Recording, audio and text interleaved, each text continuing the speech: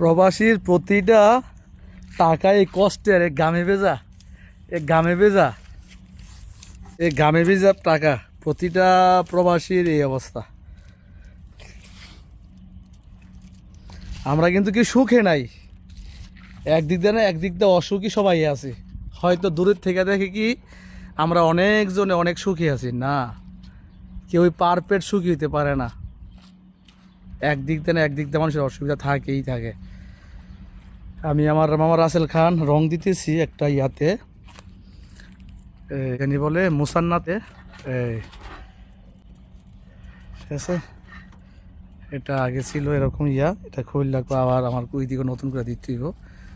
আমার রাসেল খান বানায় আনছে, যে এখন রঙের কাজ চলতেছে। আমি আসি একেবারে সাগর পাড়ে, দেখেন পানিগুলো কত সচ্ছল সুন্দর, কত সুন্দর পানিগুলা, কত সুন্দর পানিগুলা। আর শরীরে কিন্তু ঘামের মশলা দিলে অভাব নাই, প্রতিটা টাকা এক একটা ঘামের ফোঁটা।